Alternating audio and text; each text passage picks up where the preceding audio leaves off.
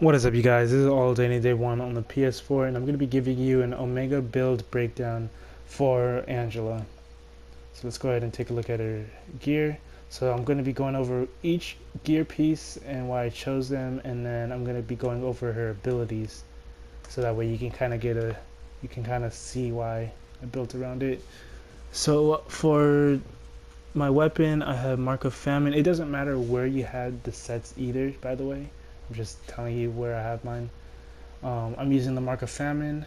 I'm using Armor of Apocalypse, Gamora's Garments, Mark of War, and Banner of Doom. Preferably, you would want to use the Rocket's Reinforcements, or that's if you're looking for extra help, then Rocket's Reinforcements will definitely help out a lot.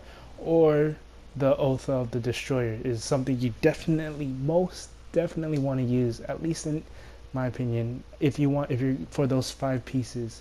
So let's just pretend that this is Oath of the Destroyer, because I have Oath of the Destroyer right here, but I cannot replace the Arm of Apocalypse because that is going to be important to have.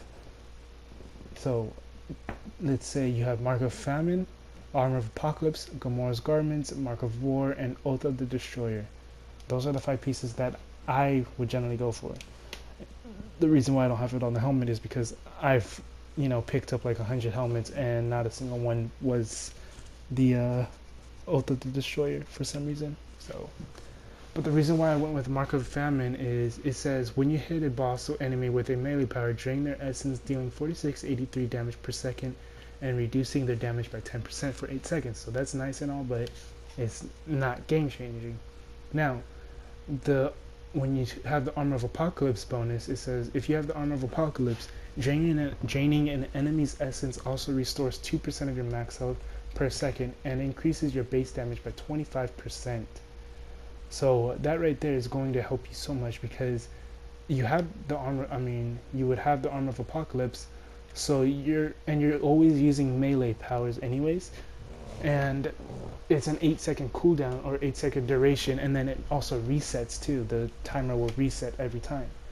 So you're going to be able to apply that 25% base damage, well, pretty much consistently, and then you also get 2% of your health back as well. So you can kind of tank stuff just for a bit.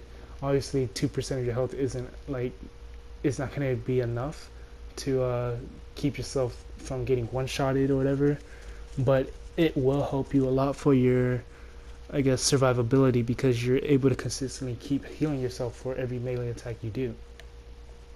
Now, for Armor of Apocalypse, what it says is when you use your ultimate power, gain power overwhelming, increasing all attributes by 25 for 20 seconds.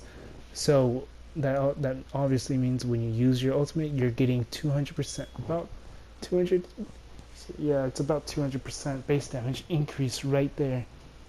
And then with the bonuses, when you use your ultimate, you're going to have Mark of War and Mark of Famine.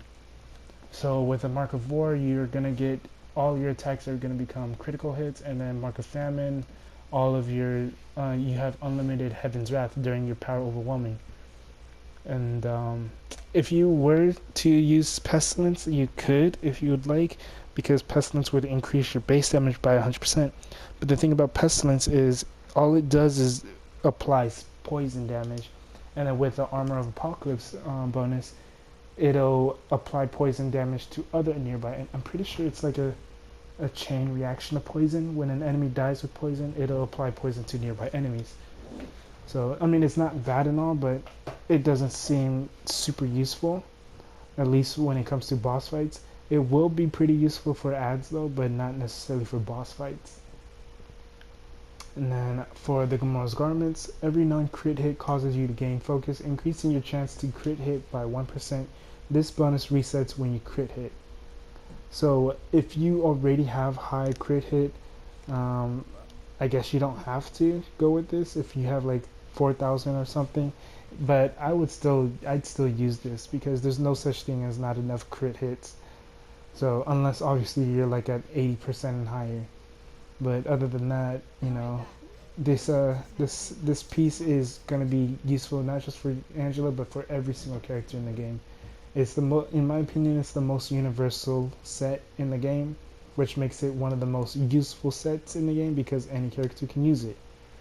Um, but yeah, so every time you do a non-crit hit, so a regular hit, you get 1% chance increase to your crit hits.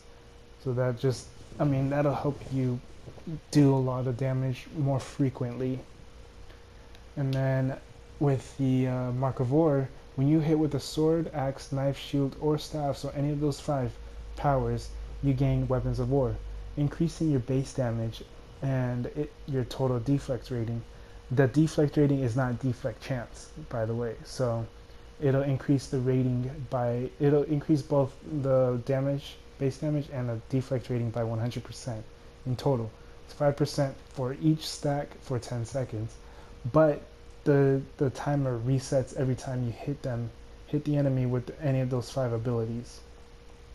So the deflect rating, like let's say I have 100 deflect rating, 100 deflect, total deflect rating or something, and or the base deflect is 100. That 100% deflect rating will increase it up to 200. It pretty much just doubles your deflect, total deflect. So like mine wouldn't even go up. Mine would still be at 0 because it's at 0 already. So it wouldn't matter. But if I had spec'd a lot into deflect rating, then I would definitely be getting more I'd definitely be getting more deflect hits. And then obviously the base damage, my base damage would increase from 144 to 244% just because of that. And then the helmet, obviously I'm using the Banner of Doom, but it's not the right choice. If you have the Oath of the Destroyer, that's what you're going to want to be using. What it does, what Oath of the Destroyer does, it says each critical strike with melee powers build a stack of rage. When 50 rage stacks are reached, they are consumed to trigger Destroyer's Wrath, increasing your brutal strike chance by 100% for 5 seconds. And you're pretty much using all abilities as melees. Not all of your abilities are melees. Some of the ribbon attacks aren't, but most of your abilities are melee. This is going to just do a lot for you. That auto brood for 5 seconds, like with Angela, I had actually kind of what's it called? Thought it was underwhelming at first. Well, just the thought of it, I didn't think about it just because I thought she was a slower melee character. But then I didn't realize that all of her ribbon attacks also applied this. Not applies the they don't apply towards the melee powers. Some of them do, but not all of them. But yes, I didn't realize that when the brutal strikes are active, the stack of rage is active, that all of her ribbons would hit like 50k damage, and it's hitting really fast too. So I mean, within that 5 seconds, she's hitting maybe 1,000,000 or so, or a little more, depending on which your base damage and crit damage and brutal damage is already. But yeah, those are the 5 pieces you're gonna want to go with. Or if you can't change it, then either Banner of Doom or rocket reinforcements are really good to use for her as well. I'd probably go rockets reinforcements instead of Banner of Doom. Then for my legendary, I went with Savage Axe of Ares. Because you get the melee damage increase, but mainly because of the brutal damage and brutal strike rating is the most important ones. But I'm pretty sure when Angela's legendary drops, that'll probably most likely be the better option to use, especially if you have all 5 of the pieces. I'm pretty sure Angela's legendary is going to be the better option. I'm thinking that the rank 1 is going to be giving you 15% damage increase towards like swords, axe, and ribbon attacks or something. So that right there is already going to be enough, more than enough. And then the relic I'm using is Relic of Gibram, just because, I mean, more Heaven's Wrath means I can spam more of my abilities. And then I'm using Lizard's Formula, Tanya's Love Letter, and Book of Ivan. Now for my skills, I'm using Icar's Wrath on Circle, that's your auto brute attack. Hunter's Blade, which is my X. This is going to be your ability that's going to be just a non-spender ability. Heaven's Wrath, it's gonna be on square. It's not gonna generate any Heaven's Wrath for you, but it is gonna be nice that you can just apply this being vulnerable while you're attacking. So, and then know my name and weep, because it's gonna generate 150 Heaven's Wrath for you, and it's 4.5 second cooldown, and then nothing for nothing because it's a signature. And then you have Angelic Smite. I put that on L2 square, which also generates Heaven's Wrath for each enemy on hit you hit, I'm pretty sure. And then Heavenly Charge, your dash ability. Then you have Hypnotic Ribbons on L2's triangle, which is obviously going to be one of the most important abilities to use. And then for my talents, I went with Wrathful Blade, Soaring Huntress, Mistress at Arms, Whipping Ribbons, and Mastery of Zyphos.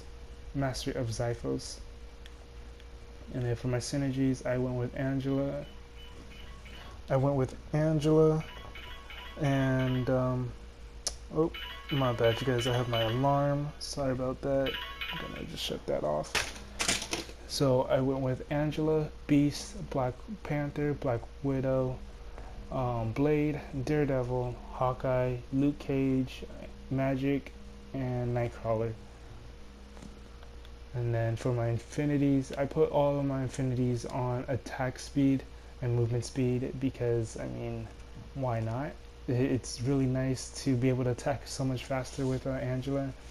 And I mean, the fact that Mark of War will give you 100% more base damage, I just thought, I don't need to put any points into her base damage anymore, just because I'll pretty much be over 200% with that. So I just thought that's fine. Now I'm going to show you each ability. Well, that also means that my Heaven's Wrath increases faster, because I'll be able to keep doing this. So as you can see, my stacks, the symbol with the axe, that's the Mark of War symbol. So, and the timer is going down right now. But when I'll show you how fast you can get those stacks though. So just right here, you get it in less than 5 seconds, or yeah, way less than 5 seconds right there. Now I'm going to show you with her ultimate. She's going to be able, with the Mark of Famine, the Mark of Famine is going to let her pretty much use all of her abilities unlimited amount of times. So you can either keep spamming your Confuse, you can use your Confuse, you can keep spamming your Invulnerable ability and the Auto Brute ability. So let's go ahead and use ultimate after it's done.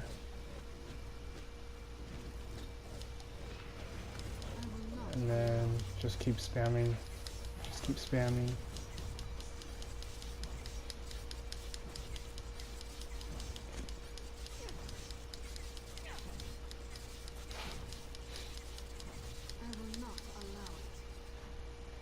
and that's pretty much all right there.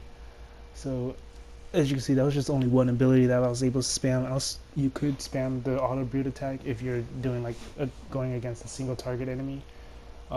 You could just keep spamming your slam, or you could keep spamming your confuse. I mean, there would be no point for spamming the confuse because it's a 4-second cooldown. But other than that, I mean, that will definitely help out, especially if you have the ultimate cooldown down to like 5 minutes or whatever. Then that's again also gonna help you so much, because you're just waiting a shorter amount of time. You're not having to wait 10 minutes or whatever for your ultimate to come back. But yeah, that's pretty much it. If you guys think this video helped you at all, then go and leave a like, comment, subscribe. If you have any questions or concerns, let me know down in the comment section. If you have any other builds or Omega gear that you think or that works for you and you want to share that, go ahead and put that down in the comment section. And if you have any other characters you would like to see, go ahead and put that down in the comment section. I am working on other characters as well. The one that's almost done is Nightcrawler. I've been working on Blade because I know Blade is a big fan favorite, as well as Scarlet Witch. But yeah, that's pretty much it. So like I said, if you have any questions, concerns, or anything, let me know. If you liked it, if it helped, leave a like, comment, subscribe. And also, if you want to be notified, make sure you hit the bell whenever I'm streaming. If I'm streaming, you guys can ask me questions there, even if I'm playing another game. And what's it called? Oh yeah, you can also follow me on Twitter at alldayanydayone. So this is All Day Any Day One on the PS4. Have a good day, good night, and peace.